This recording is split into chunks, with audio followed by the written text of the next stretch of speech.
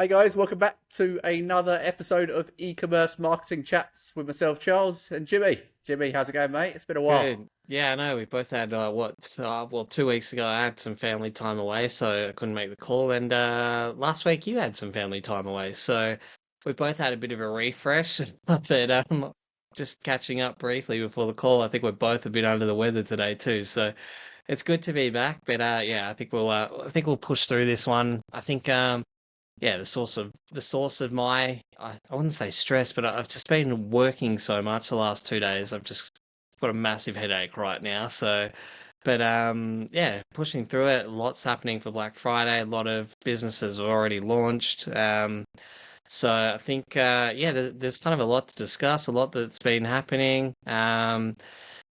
Just yeah, I think, and a small announcement from me, I am thinking of jumping in the e-commerce space next year, product side. So could be interesting Interesting, too. exciting. I haven't even told you that yet, Yeah, Charles. yeah. So probably Exclusive.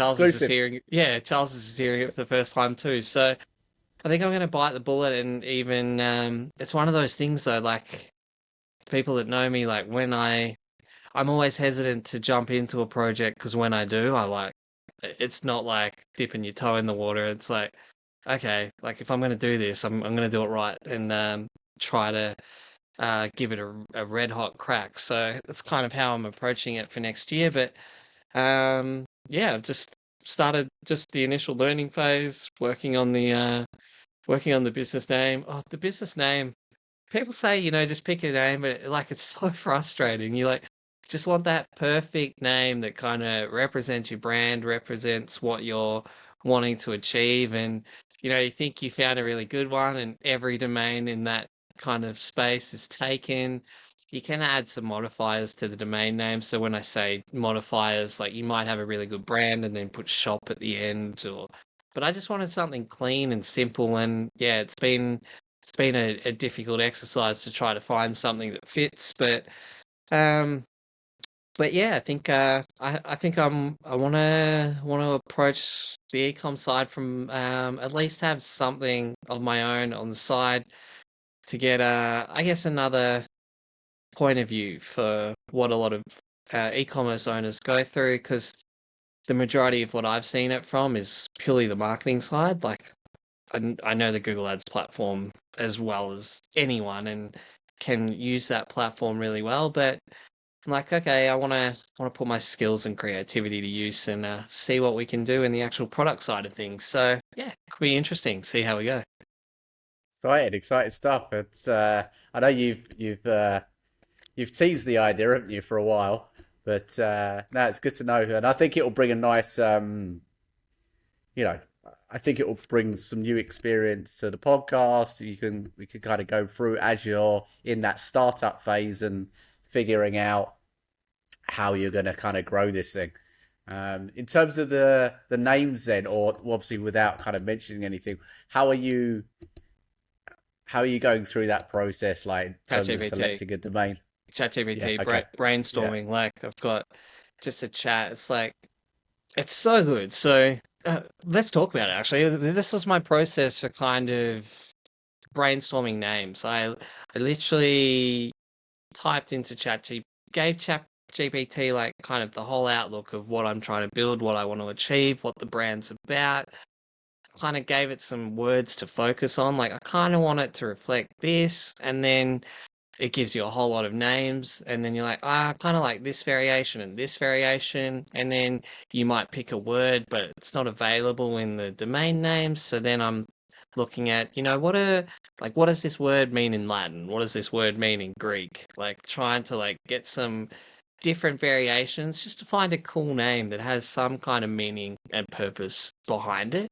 Um, so yeah, I think the first step from it used to be, and a lot of people teach this when they go into branding, just sitting there with pen and paper and writing all the names or like all the words that come to mind for what your brand might represent or what kind of products it's going to sell. But I think now the much more efficient way is just to have a conversation with an AI chatbot because it is just and once you've got everything out of your head and you see kind of the AI write it, or explain it back to you the way that you've done it, so much better than what you could have done it yourself. You're like, yes, yes, this is exactly kind of what I'm aiming for, and this is the angle that I want to take, and this is the audience that I want to attract to this product. Yeah, I think it's a really good place to start. So we don't really talk about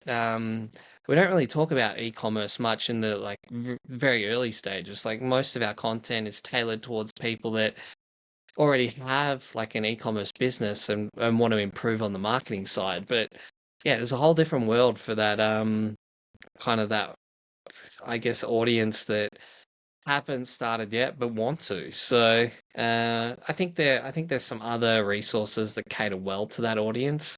But yeah, we'll see what happens and what I'm willing to share when we go through that process, and um yeah, see what we can build, what I can build next year. So yeah. Right. Right. No, it sounds good. Sounds good. It's I think the key with these things is that you can spend forever on it. The most important thing is, deciding on a name, getting that initial MVP up and then kind of getting started. And then you can obviously, improve the branding, design as you go along. Because as we know, we've talked about every other week, there's constant refining and improvements, even with the established businesses.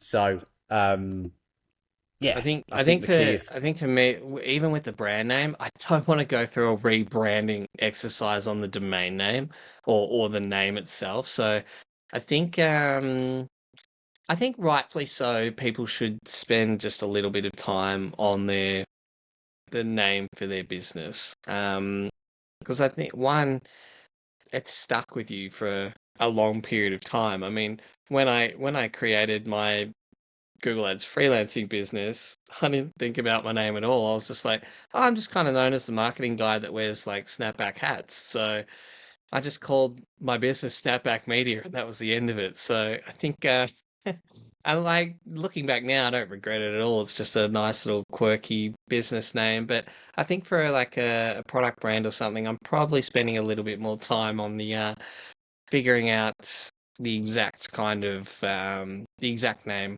that I'd want to use for like a product based business. I think the business too is a little bit different. It's not like a test the waters type trial product. Like I only wanted to get in the product side if it was a brand that I could kind of fully get behind. And I think, like, I've watched a lot of podcasts. The guys from, I forget the name of the brand. It's like called A-List Skin, I think. Two like Melbourne-based guys that they didn't use the product, but they found a gap in the market for clay masks for people with sensitive skin.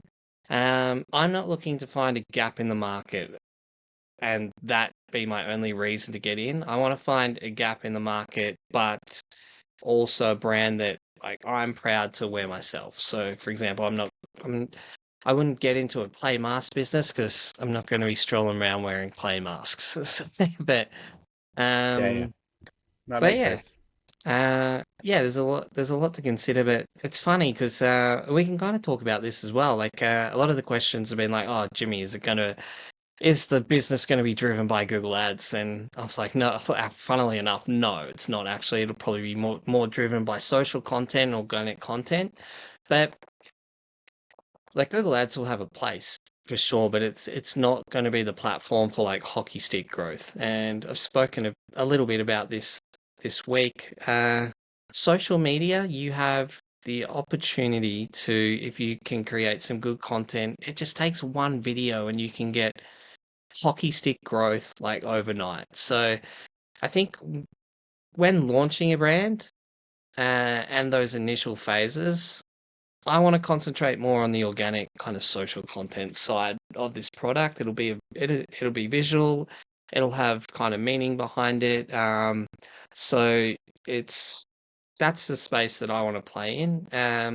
And I have done it before when I won that national marketing competition back in 2013. Like I was creating around 2 videos a day for like 5 weeks. So I had no problems creating content. And I think the content creation side has just become easier and easier with kind of AI tools that you can use for B-roll and selected clips and all that. But um, yeah, I think starting from a brand, if you're looking for something to kick things off, I think finding a product or a niche where you can kind of get that hockey stick growth from social. I think the hockey stick growth from a business that would rely on Google Ads is like a parts company or somewhere where people are searching constantly for that specific product or um, hockey stick growth from Google Ads, yeah, really comes down to larger product SKUs, I'd say.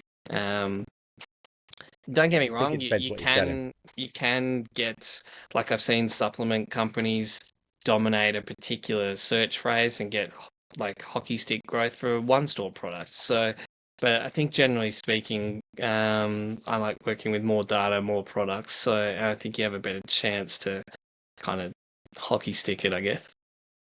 Yeah. Do you know what platform you'll be focusing on? Like with regards to organic social media, you gonna start with one and then build out, or are you gonna Probably, kind of probably Instagram. syndicate it? Yeah, probably Yeah, Instagram. yeah. I think that's yeah. I think I always say it's best to focus on one first and really kind of grow and master that first, and then you know the great thing now is with AI tools you can quickly kind of syndicate content natively across different platforms quite easily. But I think it's still important to have that kind of one major platform that you go in all in on, Yeah, build that. I think the two and the two that are quite similar, obviously Instagram and TikTok. Yeah, Probably potentially TikTok too, but I think I'll be creating the videos and posting them wherever I think relevant. So I think Instagram and TikTok you can get away with using the same content across both. Um, so yeah, potentially those two. you're planning on being effectively the face of the business, like, I don't think or you're so. not sure. I don't want to be the face. I can see myself being in some of the marketing materials, some of the initial videos, but yeah, I don't want to be the face of it driving. I want the brand to stand on its own feet. Oh man, exciting stuff. So yeah, it'd be interesting to see how it all goes. Yeah, it'd be fun. Learning curve for sure, but yeah, see what happens. Good stuff. So you said you've been busy in client work recently. What's I think we probably all know what you've been Yeah, focusing on, but no, yeah, that like time of the this yeah. I'm doing a lot of I'm doing a lot of coaching at the moment, and I think I'm doing more than usual at the moment because all the e-commerce business owners are wanting to get their Google Ads in tune right before Black Friday hits, or they've already like launched Black Friday and their sales prices weren't showing up on the Google shopping feed and just little things like that. So I've been trying to make myself more accessible, one to my own clients and to the students that I coach, one because it's such an important time. So and I know that coming into November, I know like, hey, this is by far going to be my busiest month of the year. Because it's such a different month because everyone's launching their own kind of version of Black Friday promotions, whereas probably won't touch promotion.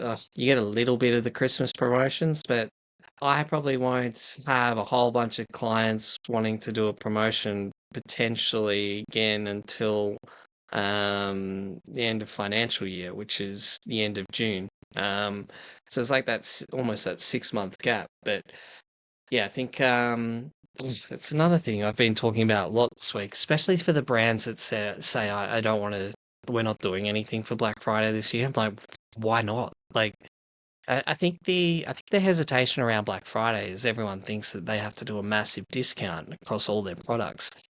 A brand that I was speaking about in kind of the coaching community this week too. It's a brand called Merry People. They sell like stylish gumboots. Jody wears them all the time, so that's how I'm aware of this brand. But they're notorious for no discounts. They offer no discounts ever. So I think the first thought would be, that a brand like that wouldn't get involved in Black Friday, but they do. They last Black Friday they didn't discount their products at all, but they gave a free pair of socks away with every boot that was purchased. And that's all you need for collateral across your email, across your social platforms. You don't need to be running this high and mighty or enormous discount.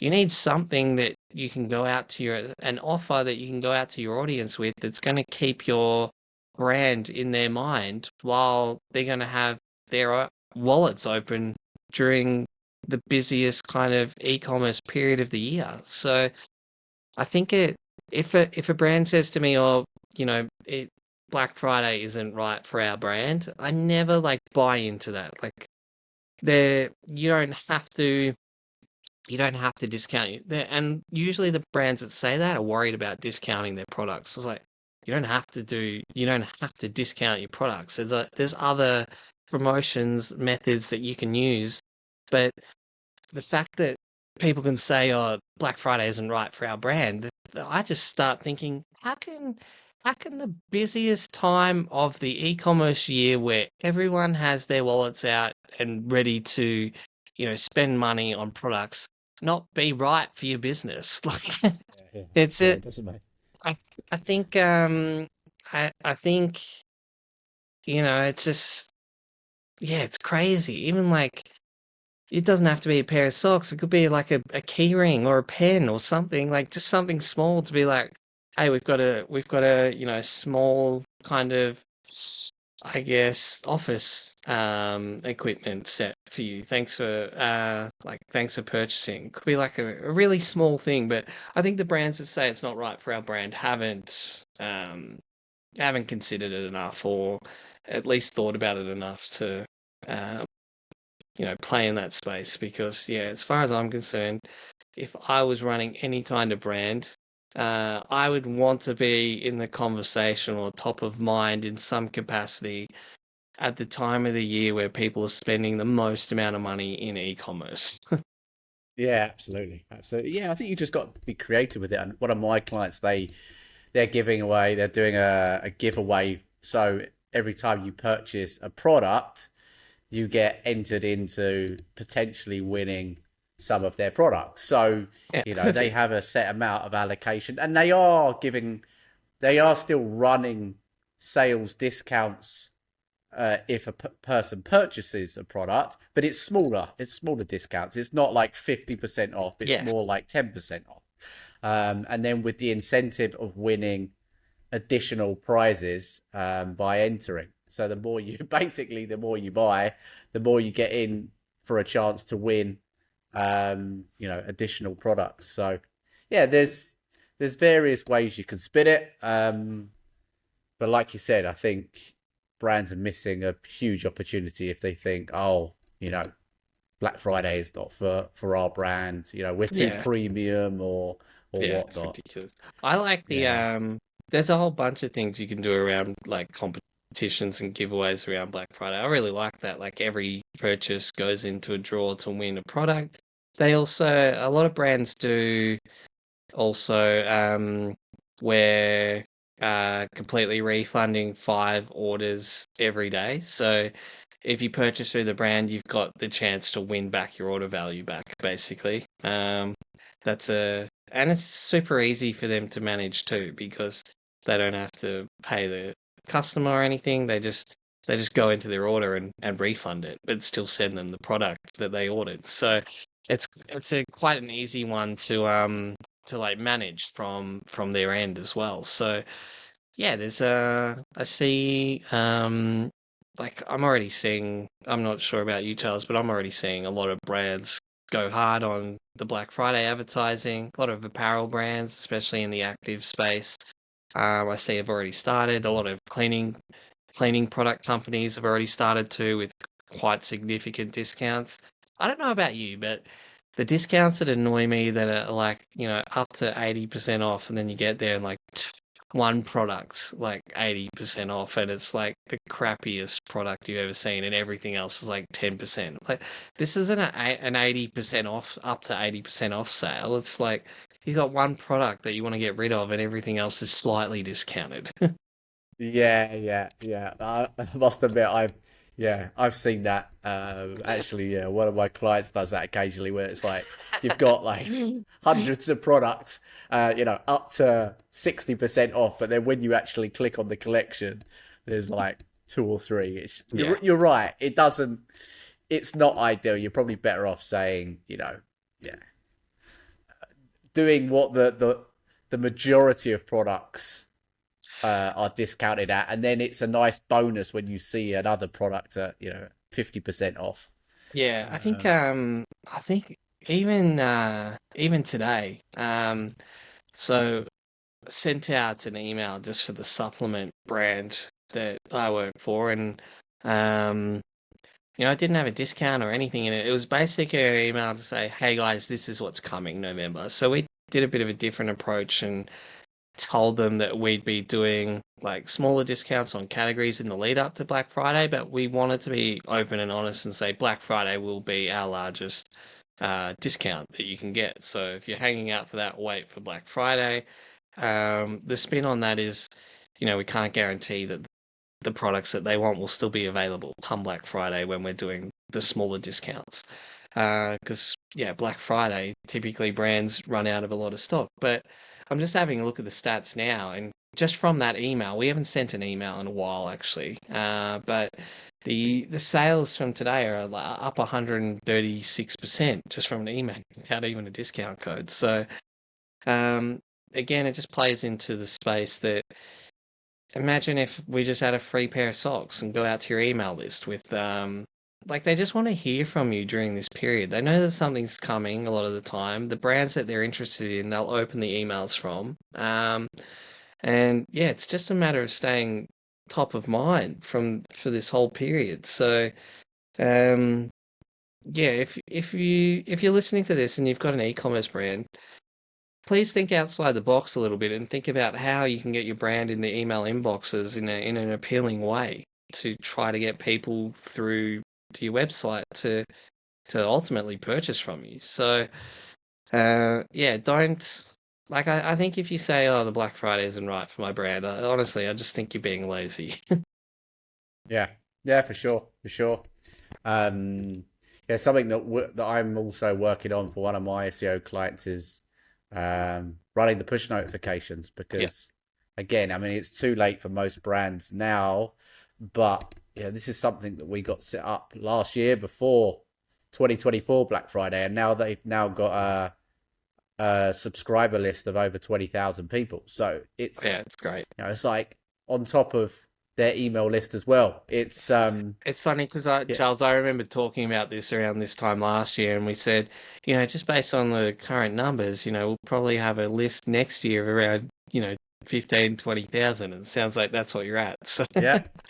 Yeah, no, I can thank you for that, Jimmy, because you were the one that put me onto push notifications. I remember you mentioned it to me, and I was like, "Well, sounds pretty good." Let me. it's a hidden gem, and hardly anyone uses it. And it's honestly, especially you can use the free. So the app that we use, Push Out, you can use the free version, but the real money in it is in that abandoned cart flow that it's got in there. Yep, So yep. it reminds you that, hey, you left this in your cart, like directly to the device that you were shopping on. So if that was your mobile, you're literally getting a push notification straight to your mobile phone saying, hey, you left this in your cart, don't forget about it. So it's a really powerful way to bring back people that are on your site already. So yeah, I think it's a great little tool for that exact thing. And even the paid version is like $60 a month. You don't have to hire an agency. You don't have to. It's very manageable yourself. I think. I mean, if a client didn't have time and they did ask me to set it up, I would do it for a fee, obviously. But I think if you've got just a little bit of time to implement it yourself, you 100% could do it quite easily. Yeah, I mean the management of it is it takes very little time. I'm basically doing it as a kind of value add for one of Yep. my clients. I'm not charging them any extra, but I probably should do, given how much additional revenue I've made them through the tool. But it takes me no more than a couple of hours a month max, and it really depends on how many sales they're doing. Um, yeah, but for the most part, it's very, very easy to manage. And actually, you talked about the automations. Over 50% of the revenue generated from push out for this particular client has come from automations. So just simply like toggling a button to say, Yeah. and that's not, there's no customization in all those automations either. That's purely from Just push turned it on outs. and did their Yeah, default. Yeah. yeah. So I mean, it's a pretty yeah, one of the best ROIs I've seen in marketing. Certainly within the ecom space. Do you So actually it's kind of no brainer. quick question, Charles, because do you use the do you use the browser abandonment flow that Pushal have? I haven't used it, but Yes. I'm curious to know kind of what results you get from it if you are using it. Yeah, browse abandonment cart. There's a couple. Let me just quickly log on. They've got the welcome notifications, the abandoned cart recovery, the browse abandonment, the shipping notifications, the back in stock, and the price drop Yeah, notifications, from what I can I'll tell see you here. exactly in a minute. I'm just go on to it now while we're on the call. I won't. Where so I'm for this particular client, I'm using the welcome notification. So when someone accepts the little, notifications toggle when you land on the website, they get, um thanks for accepting notifications, blah blah blah. But I'm also using the abandoned cart recovery, and honestly, that's where the majority of the sales come from.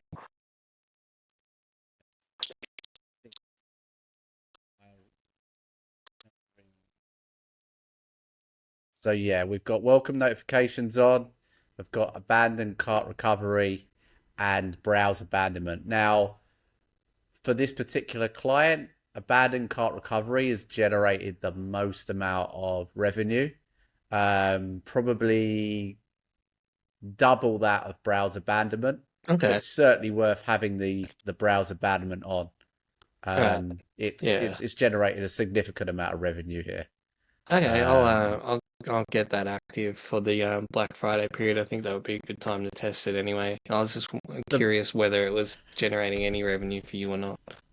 Yeah, the other one that appears to be on here, I don't know if I've actually done this or whether this was my client, but the back in stock is also activated, but it doesn't seem like that's Yeah, I've had got that much. active too, and it's had zero impressions. So, Yeah, because it's gonna say I've I got the think they have same. to accept like I think a bell or something comes up on the product page if it's out of stock, Okay, and then they have to click that bell and sign up for that particular notification. So, no one's done that and this has been 12 months, and it sounds like you've had yours on for 12 months probably too, and it doesn't look like anyone's signed up for a back in stock notification.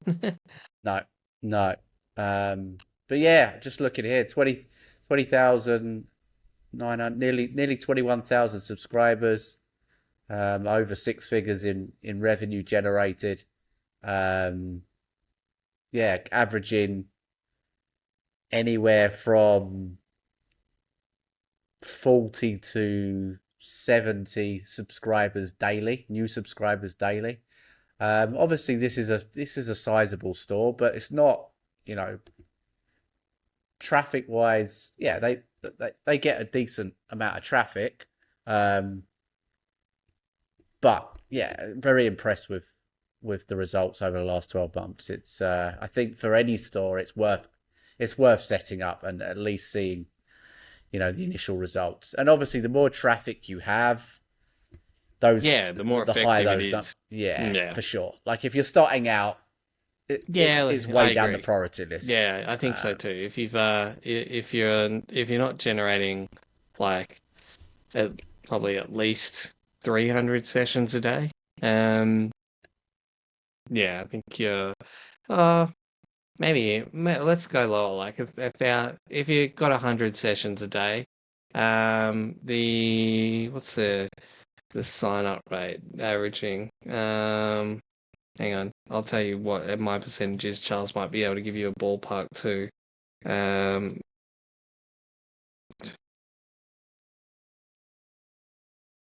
but yeah, regardless of kind of what your size is. I think if you've got 100%, I think I can't find mine at the moment, but I think last time I checked, it was at about 4%,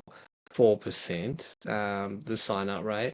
So if you've got 100 people, you might get like 4 new subscribers a day, which is good. That's like 28 a week, and then it just starts kind of compounding from there. So um, yeah, if you're getting 10 people to your site a day, you might get, I don't know, um, 3 a month, which might not be, that Yeah. handy. So, uh, yeah, if you've got a large amount of traffic, then yeah, this thing works really well, just as a little additional agent to kind of come in and help increase that conversion rate as well.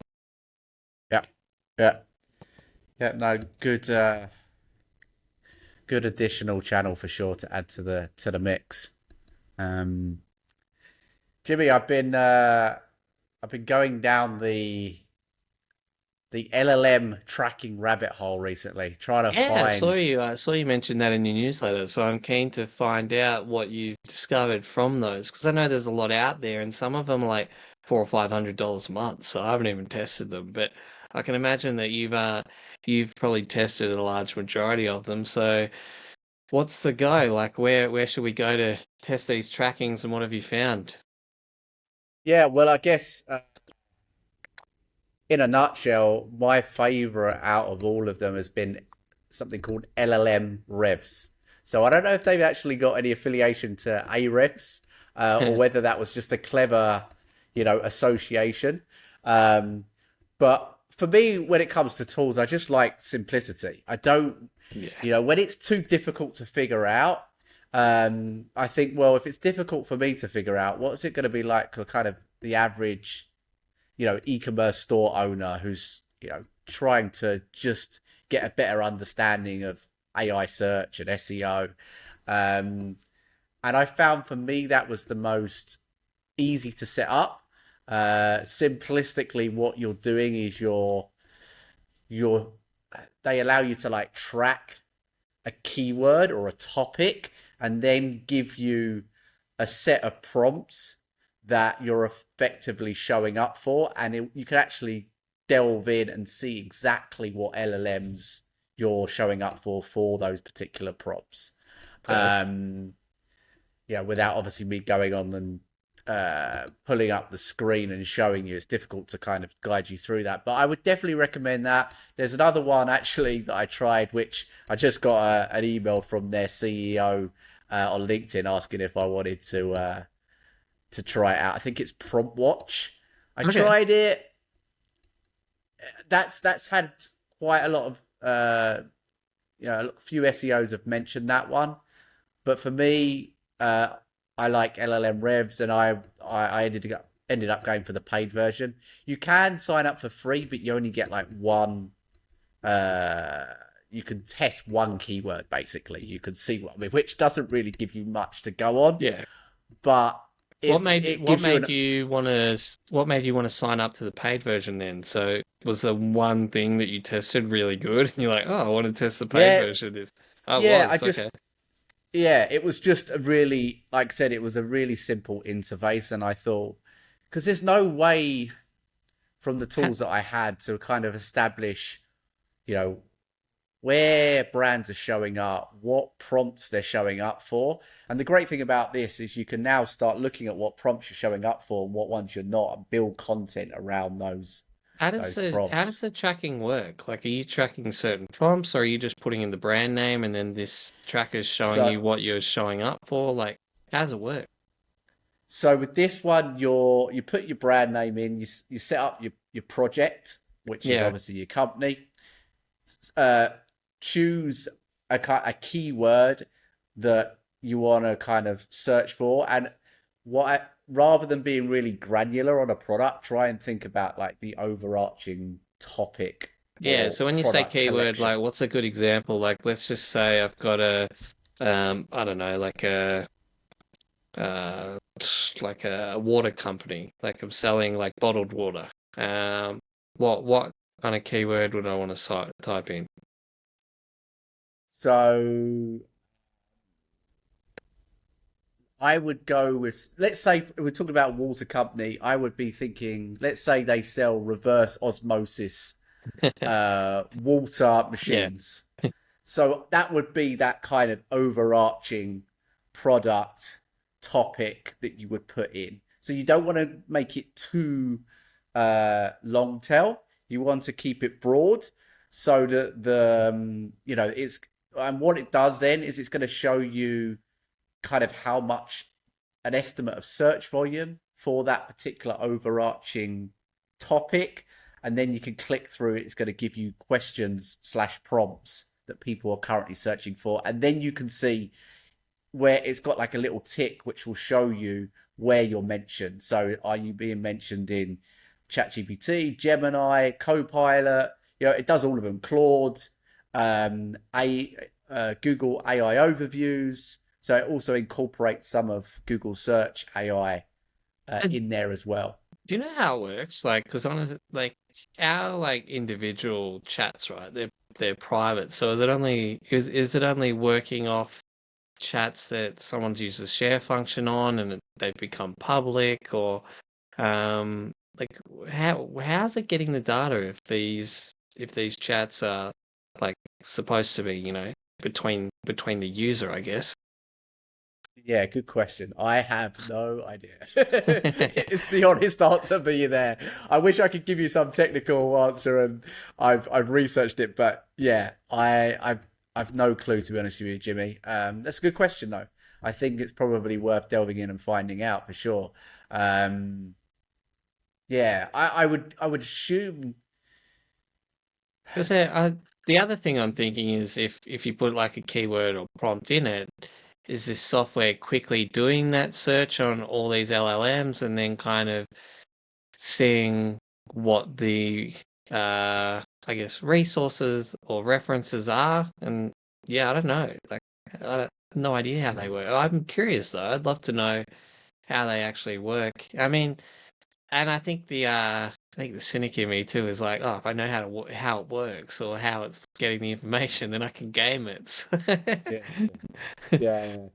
Or create your own version of the tool, and yeah, not have to Mm. spend the subscription. Yeah. Oh, not even that. I mean, Um, like game it from the fact that hey, if if this is pulling data from these type of things, and if I know how it's pulling the data, then you can get your brands like I guess you can brute force your brands into those recommendations. yeah, that's a good point.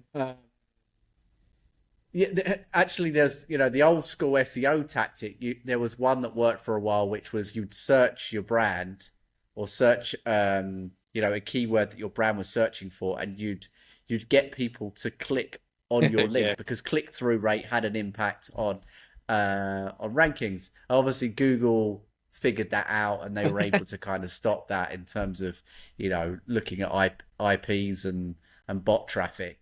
But yeah, you're right. I think that's probably something that some of the black hat SEO guys are probably looking at. You know, um, yeah, with all these things, they work until they don't. Yeah. Um, but yeah, there's a lot of there's. I mean, there's. It seems like every other week there's an update in the AI space. I saw that ChatGPT have released their own browser, Atlas. I don't know if you Ah, saw that. actually, no. Someone did mention it to me though, but I haven't tested it yet. Have you tested it? Well, I downloaded it and it doesn't work on my MacBook, so Oh, great. not a great start really. Not a I great heard, first impression. I did see some security warnings somewhere about using AI browsers and potentially if you are in the crypto space and things like that about it getting information to wallets and things of that nature. So if you are in that space, just be like, I don't know what the security levels are like for these things, but just be mindful. Like, don't go jumping into things in a browser where like a lot of your information can then be grabbed by this AI platform, because especially with it just being released, I think a lot of, you know, malicious people will be trying to work out ways that they can basically capitalize from it. So, yeah, just be careful with any kind of AI browsers or AI extensions, because I have seen kind of just warnings for it in certain kind of communities online. Yeah, that's a really good point. Yeah, really good point. Yeah. Don't be connecting, your wallets or to Yeah. anything that you're unsure about. And if you are, don't have a large amount of money in that wallet or crypto or whatever. I think Oh, that's yeah, definitely important to yeah, I mention. think so too. I think unless there's a reason for me to test it out, I'm probably going to wait a couple of months till the dust has settled on that particular browser. Yeah, yeah, yeah. But yeah, didn't I wasn't able to actually test it out, so I can't Might give you an might opinion on be it. I was actually might be a looking. good thing. Yeah, yeah. I mean, I did. I think I read a tweet earlier which said that basically a lot of the results are just being pulled through from Google anyway. Like, so they're Yeah. using like Google's yeah API. So I'm not sure how revolutionary it is. I just think it's OpenAI's way of trying to divert attention and traffic away from Google and Google Chrome. Um, Although interesting, I've seen some studies recently to say that Gemini is catching up, like ChatGPT in terms of Doesn't surprise LLM. me. Yeah, it's so you can never count Google out. I think yes, traditional search, I think is going to will change. When is obviously the question, but I think yeah, Google is constantly innovating, and I mean, even my parents came over to Penang last week, and my 70-year-old dad is like the biggest fan of Gemini. He's like always he's like using the Gemini image creator, and he's like taking photos of my mum and putting putting random stuff on her, and like put a Dolly Parton wig on her, like Oh, it's and gold. yeah, so it just shows, if my 70-year-old dad is using it, then the adoption is definitely going to be there, and Yeah, I agree. um, it's crazy to think. Oh, actually, just a completely different topic in the marketing space, but a couple of weeks ago, I said on the show that I was going to test an affiliate app on Shopify store called UpPromote. So I have tested it now. I've been running it for 3 weeks, and I think the hardest part is finding suitable affiliates. But we found one affiliate that I thought would be great for the brand. So I reached out to him. We had a call with him, and he was keen to sign on as affiliate, and he already had some relationships with other affiliates, so he knows the game. But yeah, I can tell you the stats. We've only been running it for just probably close on 3 weeks, so not even a month yet. And this one affiliate has brought in 1,044 clicks for 23 sales and about $1,400 in revenue. So just shows like if you can get quality affiliates, that's just one. Imagine if you dedicated a lot of time to find a lot of really high quality affiliates. Let's just say you could find 20 to 50. Like, imagine how much traffic you could bring in if you were reaching out to the right people that had your audience and that believed in your product or your service. Yeah, I think there's like just me seeing this as well. I'm like far out. There's a lot of potential in the affiliate space still. Um, and yeah, I mean, and this particular affiliate, like we set up a kind of a 10% affiliate commission. So just for them throwing the link a couple of places, just over the last 3 weeks, they would have just made themselves $130 in commissions. So um, yeah, but you imagine because they've only just started too, so if they ramp it up or they've got other things, but I think there's a real opportunity for brands to find people that are talking about their products already and try to build a relationship with them. I think it's so underrated. And I already know that for the brand that I'm looking to launch next year, I'm I'm gonna like I've been thinking about this a lot, like about starting the brand, but now that I'm talking about it publicly, it's like okay, I'm gonna have to do it now. But I think Yeah. one of my strategies to launch will 100% be through like affiliate arrangements like this. So um yeah, I've tested the app and like it's brought in enough revenue for me to say, yeah, I'd recommend like checking this out. I think we got the pro version, so I think it was like $87. Hang on, let me have a look. Look, I don't want to misquote that, so I'll just tell What's you. the domain for this, Jimmy? What's the for It's those it's called listening? it's called Up Promote Affiliate is the app. Um, oh, Okay. here we go. We paid 89.99 um a month. You can, but the starting plan is on the 29.99 a month, but you can. There's also a free plan too, for free, so zero. So you can 100% test this out for free if you want. So we've tested it out. We use the professional plan. There is an enterprise level plan too, which is $200 a month. Sorry, this is USD as well. So yeah, I think as long as it continues to bring in like the kind of sales and revenue it is, even off one affiliate, if you're able to get a couple of affiliates, I think upgrading to the higher plans is definitely kind of a better alternative longer term. But yeah, another option for people listening to explore in that kind of affiliate space.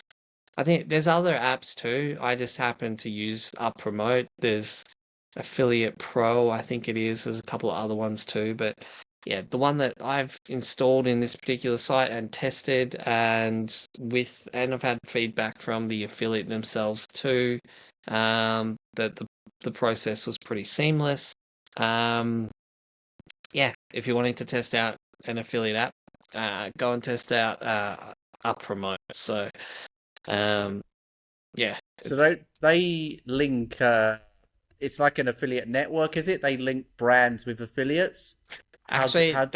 they do have a marketplace, but the app is more creating the links for affiliates Okay, for you to go out and for find you them. to go So out. Yeah. So they yeah. manage the back end software that basically tracks the links that affiliates are using to your store. So I think they do have a marketplace though. I think I haven't looked at it yet, but it might be worth me um, looking into. Yeah, so post your offer on Up Promote Marketplace. So they do have a marketplace where you can go out and kind of find affiliates. I haven't even explored that part of it yet, but um, yeah, there is that aspect to it. That sounds good.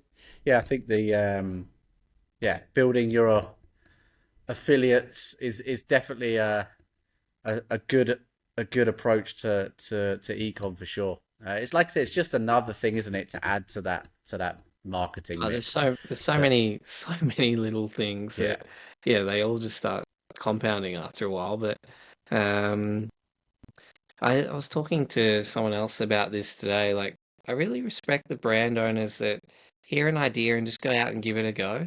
I think too many people hear something and then don't action it ever, or they're scared, or they don't want to film a video, or they don't want to send that email. Like, I've got a lot of respect for the people that just hear something and then go out and give it a go.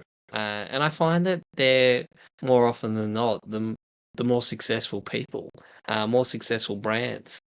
They hear an idea, they go out and they implement it and test it straight away. I'm not saying test everything, but if you hear a good idea that you think can bring you some value, just go out and test it. Like I think there's so much missed opportunity out in the e-commerce space at the moment. It's crazy. So um yeah, if you can, if you got an idea or someone said, "Hey, this has worked really well for my store," if you don't action any of it and you're wondering why you're not growing, that's probably why. Like you're not testing anything. Yeah, and it's like any business, isn't it? You know, even we go back to the days that me and Jimmy were kind of starting our businesses, and we were in a business mentorship program, and the ones that were the most successful early on were the ones that took the most action. Mm. Um, it was as simple as that. You know, they were willing to quote unquote fail when really it's just a learning lesson. And it's funny you say that. So a couple of episodes ago, we actually had Hirsch from OptiVenture on the show. He was one of those people. Like Yeah, he I've was, he was freaking relentless, though. And like he's a real successful operator. And I think he even when I like talking to Hirsch about e-commerce stuff because I know if I say something to him, he's gonna go out and freaking test it or do something with it. So I like kind of I like chatting with those people because it's not like you say something to them and it gets done like 6 months later. If he thinks it's a good idea or it can add value, he'll go out and action it straight away. Like and yeah. that's why he's where he is and what he can do, what he does, because he's just there's no messing around. It's just if this is going to add value to his business and improve like his standing in the marketplace, like he'll just go out and do it. Like it's that Yeah. sometimes it's that simple. Just do it. Yeah, yeah, yeah. I don't It's want to get sued by Nike by saying using that slogan. It's definitely not our show slogan or anything like that. Just do it. But like just yeah, go out there and get done what you need to get done. To action your store. I think the whole reason this show started, I guess, Charles, was we just wanted to have regular chats about e-commerce, and I think it's I think it's definitely served its purpose. I think for maybe content side for the audience, like it's not something that they can digest in like bite-sized pieces and get quick actionable things, but I mean, if you've got an hour to kill and you're driving somewhere and you just want to get your brain ticking over in the e-commerce space. I think that's kind of what these chats are about, and especially for us too, because I like hearing about what you're testing, especially in the AI search space. I'm interested in that a lot, but I like sometimes just coming in here and talking about e-commerce. I like start getting triggered by different ideas that I can implement from my own clients or things that I need to test more. Like for example, the push out thing. I'll go and do the browse abandonment thing tonight. But if we hadn't had that conversation, I probably would have left it linger for like a longer period of time. So um, the fact that I've heard that it is driving some revenue for you is enough for me to go in there and do something about it, you know? yeah, yeah, no, for sure. And I feel exactly the same. I think this is, I always find I come off of these calls and I, I've typically, learned something or I've got something to action, whether it's in my own business or for my clients. So, yeah, and now we're not just on YouTube, so you don't even have to watch us. You can you can listen to us on Spotify, Apple Podcasts as well, and whether you're out running or you're driving, whatever. I think you're right. I think we're not going to be the most viral podcast, but if you could take away like one thing from our conversation and action that, I'd like to think that your business and yourself are going to be in a better position, you know, the next week or the next month or Yeah, definitely. I think, I mean, even like, I don't know, even like longer term, we might create like, I don't know, a school community or something of that and take some of these podcasts and just cut up the bits where about like the golden nuggets of information are and just create that as its own video and put it in, I guess, a resource center where those things are like really easily accessible. I don't know, could be an idea or something to look into for next year. Um, I think we'd be hiring yeah, someone to do that because I don't think either of us would be going through all those shows to find those bits of information. But yeah, or just uploading it all to a chat bot and saying, "Hey, I want the video for this. Where is it?" yeah. I mean, the technology's out there for sure. I think, that sounds like could be a good idea. I know that school have got some.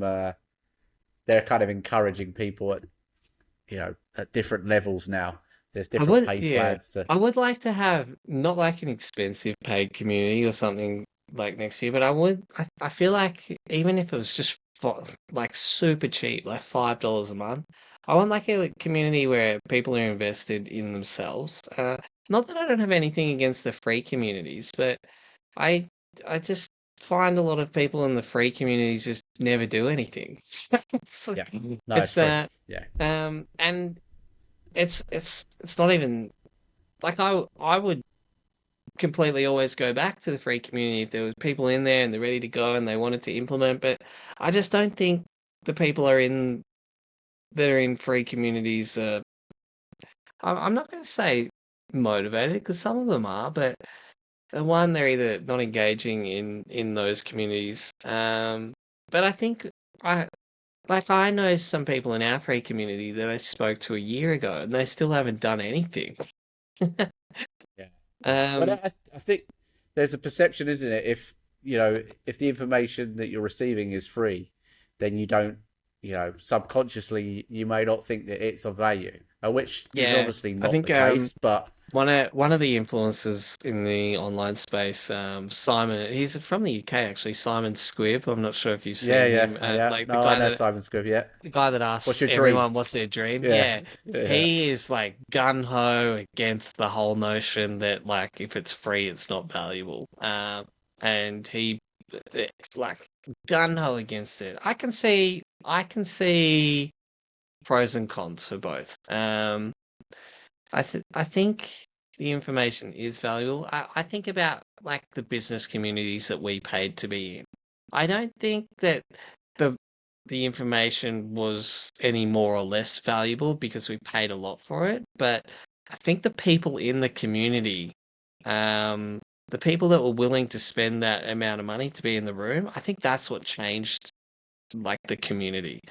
I'm not saying that the information itself was more or less valuable because you paid a premium for it, but where you buy into those courses and the community actually becomes the main aspect of it. I think the community is so strong because it is full of people that were willing to heavily invest in themselves. I think that's for me anyway. That's it's a bit of a differentiator. I would agree with Simon that I would agree with Simon that information wise, I don't think information becomes any more or less valuable because you paid like a massive amount of money for it.